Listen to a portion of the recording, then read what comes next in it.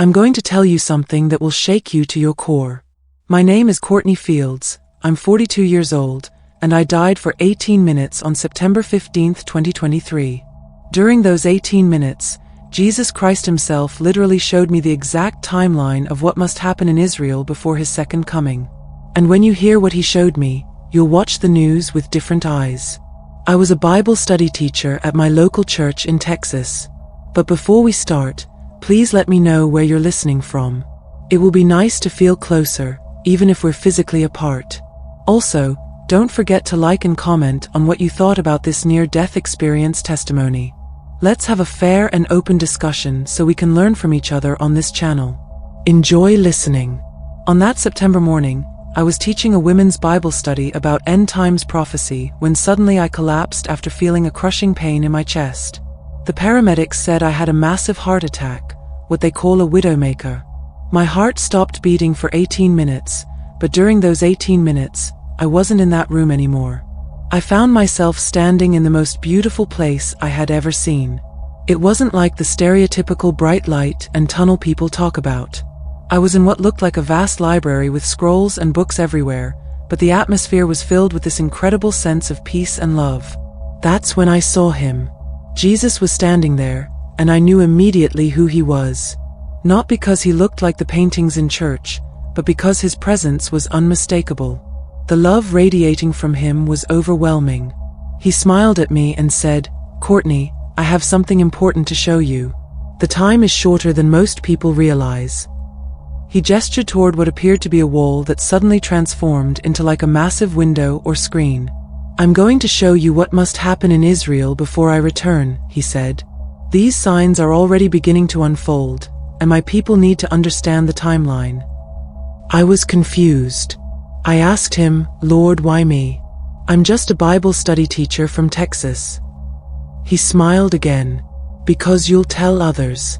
And because what I'm about to show you needs to be understood by ordinary believers, not just scholars and theologians." The screen began to show scenes from ancient Jerusalem. Jesus pointed to the magnificent temple. "Do you remember what I told my disciples about this temple, Courtney?" I nodded. "You said not one stone would be left upon another." "That's right." "And 40 years after I spoke those words, the Romans came and destroyed it completely, just as I had prophesied. The temple was torn apart stone by stone." The screen showed the devastating destruction in 70 AD.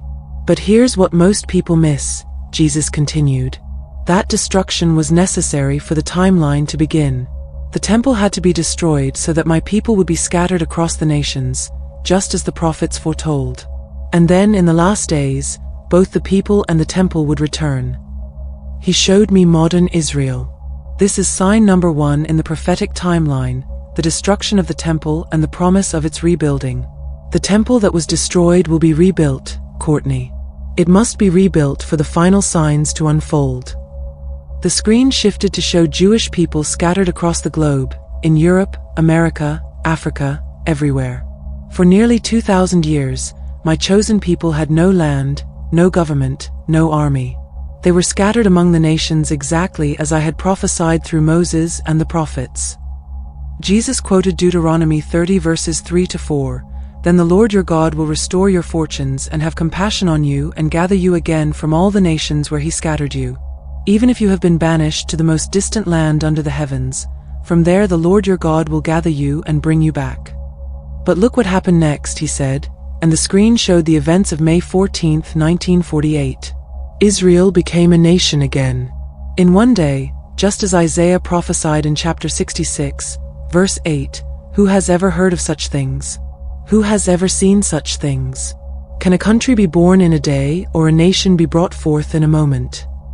I watched in amazement as the Israeli flag was raised. This had never happened in the history of the world, Courtney.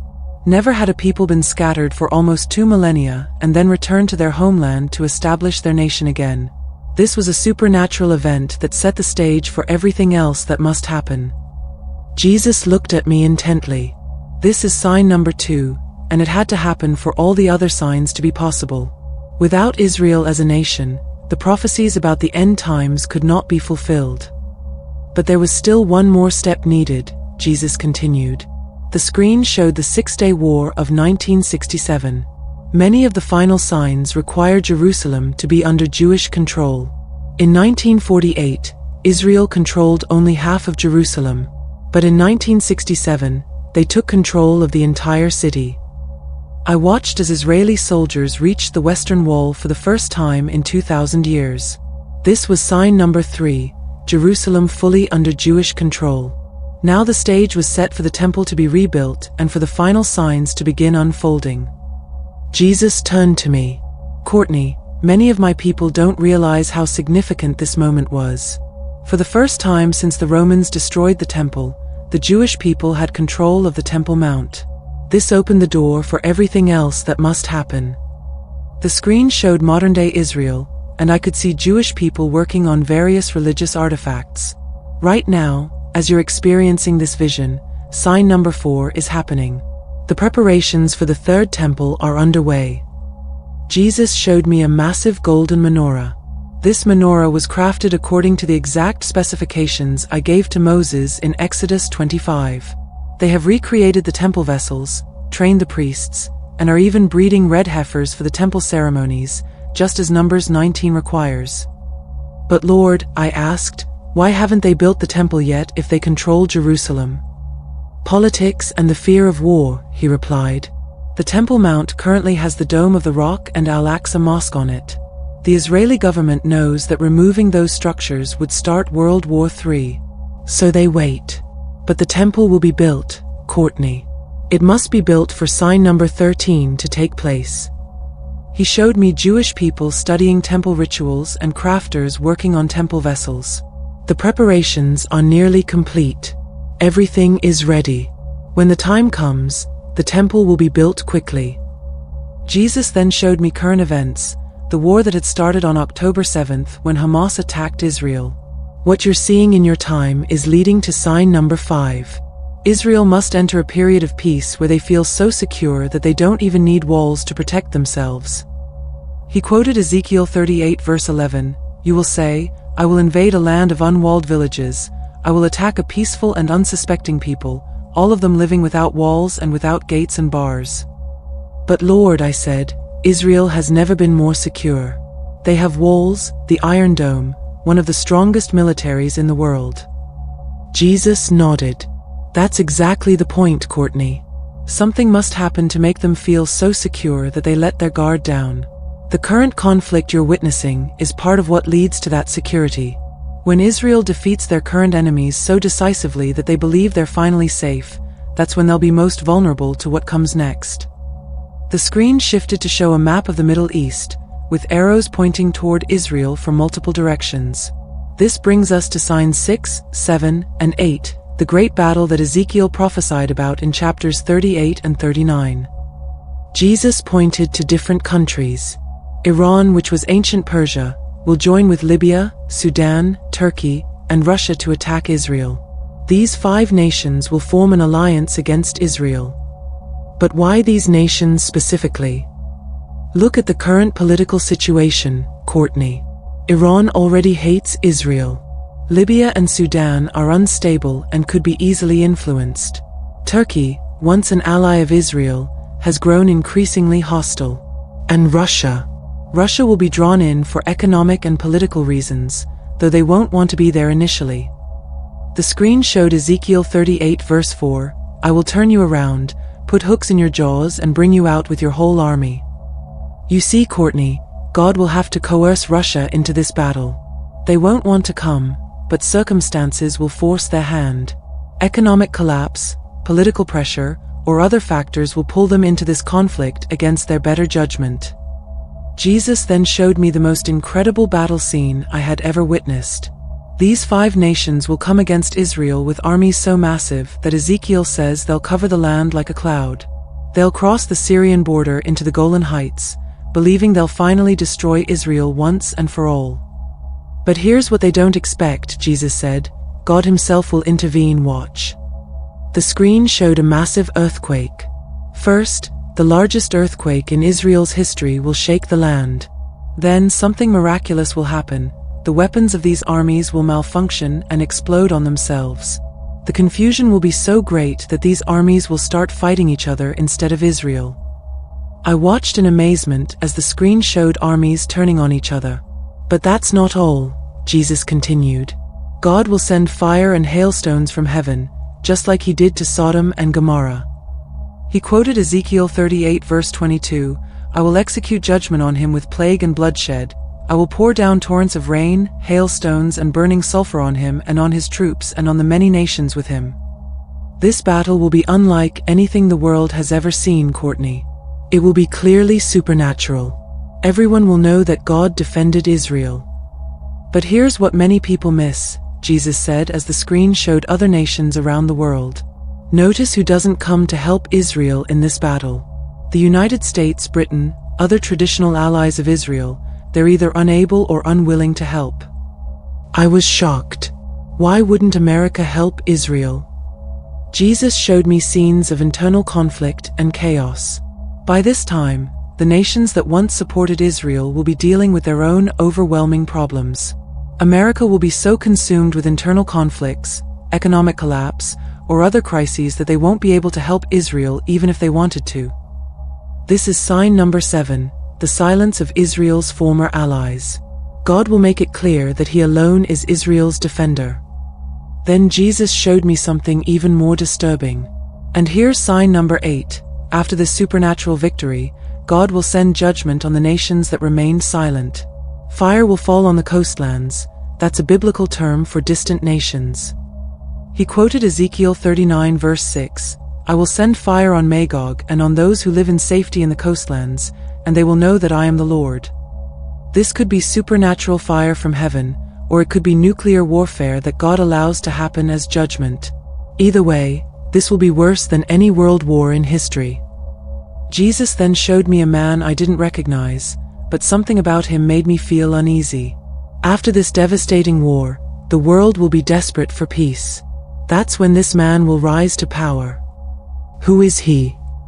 The one scripture calls the Antichrist, though he won't be known by that name. He'll be seen as a great peacemaker, a brilliant leader who can solve the world's problems. And he'll make a 7-year peace treaty with Israel and her neighbors. The screen showed this man signing documents with Israeli leaders. This treaty marks the beginning of the 7-year tribulation period. Daniel prophesied about this in chapter 9, verse 27. He will confirm a covenant with many for 1 week. In biblical prophecy, 1 week equals 7 years. Jesus looked at me and said, Courtney, when this treaty is signed, the final countdown begins. 7 years from that signature, I will return to establish my kingdom. But during those 7 years, I won't leave the world without testimony, Jesus continued. The screen showed 2 men standing in Jerusalem, and they looked different from everyone around them. These are my 2 witnesses. For the first 3.5 years of the tribulation, they'll preach in Jerusalem. They'll have power to perform miracles, to stop rain, to call down plagues, to breathe fire against anyone who tries to harm them. Who are they? Jesus smiled. Many believe they'll be Moses and Elijah returned to earth because of the miracles they'll perform, the same types of miracles these prophets did in the Old Testament. But whoever they are, they'll be the most powerful preachers the world has ever seen. They'll expose the Antichrist's lies and call people to repentance. And unlike the prosperity preachers and false teachers of your time, these witnesses will speak only my words. They'll be clothed in sackcloths, living simply, focused entirely on warning the world about what's coming. And there's more, Jesus continued. Remember how I told you that many Jewish people will come to faith in me after the Ezekiel 38 battle? Well, during the tribulation, I'll seal 144,000 of these Jewish believers to preach the gospel worldwide. The screen showed Jewish people all over the world preaching about Jesus. Revelation 7 describes these sealed servants. They'll be protected from the judgments that are coming, and they'll lead the greatest revival in world history. More people will come to faith during the tribulation than at any other time. But Lord, I said, I thought the church would be raptured before the tribulation. Jesus nodded. The church, as you know, it will be taken up, but these new believers, both Jewish and Gentile, will come to faith during the tribulation itself. The 144,000 will be my witnesses after the church is gone. Jesus' expression became very serious. Now we come to the event that changes everything. Halfway through the 7-year treaty, after exactly 3.5 years, the Antichrist will show his true nature. The screen showed the rebuilt temple in Jerusalem, and I watched as the Antichrist entered it. He'll break the peace treaty and do what Daniel prophesied about. He'll set up an image of himself in the holy place and declare himself to be God. Jesus quoted Daniel 11 verse 36, "The king will do as he pleases. He will exalt and magnify himself above every god and will say unheard of things against the God of gods." This is what I warned about in Matthew 24 verse 15 when I spoke of the abomination that causes desolation. When this happens, the second half of the tribulation begins, and it will be worse than anything the world has ever seen. I watched in horror as the screen showed the Antichrist demanding worship. At this point, he'll require everyone on earth to worship him and his image. Anyone who refuses will be killed. This is when the real persecution begins. The Antichrist's first major act will be to kill my 2 witnesses, Jesus continued. The screen showed the 2 men who had been preaching in Jerusalem lying dead in the streets. For 3.5 years, no one was able to harm them because of the supernatural protection I gave them. But when their testimony is finished, I'll allow the Antichrist to kill them. What I saw next shocked me. The whole world will see their bodies lying in the streets of Jerusalem, and instead of mourning, people will celebrate. They'll throw parties and give each other gifts like it's Christmas. Jesus quoted Revelation 11 verse 10, "The inhabitants of the earth will gloat over them and will celebrate by sending each other gifts, because these 2 prophets had tormented those who live on the earth."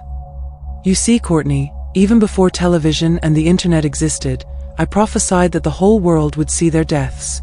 Today's technology makes this possible. But when the Antichrist breaks the treaty and defiles the temple, the Jewish people will finally realize their mistake, Jesus continued. They'll remember my warning from Matthew 24 verse 16, "Then let those who are in Judea flee to the mountains." The screen showed Jewish people fleeing from Jerusalem and Israel. God will prepare a place in the wilderness where he'll protect the Jewish people for the final 3.5 years of the tribulation. Where will they go? Some believe it will be Petra in Jordan, a city carved into rock cliffs that provides natural protection. Others think it will be underground shelters or hidden valleys. The location isn't as important as the fact that God will supernaturally protect them there. Jesus showed me Revelation 12 verse 14. The woman was given the 2 wings of a great eagle, so that she might fly to the place prepared for her in the wilderness, where she would be taken care of for a time, times and half a time, out of the serpent's reach. The woman represents Israel, and the serpent is Satan working through the Antichrist.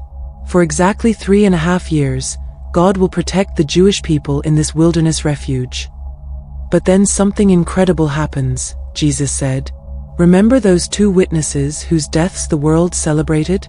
After 3.5 days, God raises them from the dead.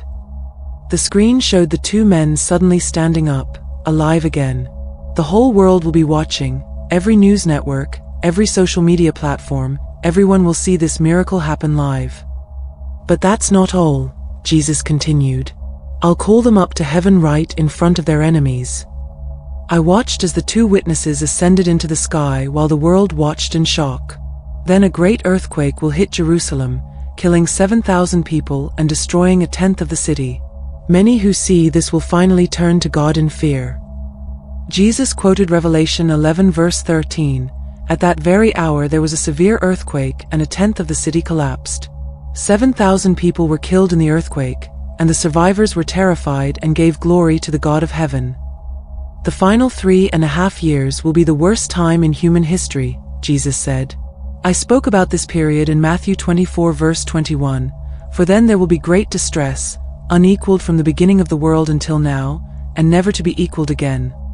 The screen showed scenes of devastation across the earth. The Antichrist will hunt down every Christian and every Jewish person he can find. The book of Revelation describes the judgments that will fall on the earth: wars, famines, plagues, cosmic disturbances. But why will it be so terrible? Because Satan will know his time is short, Jesus replied.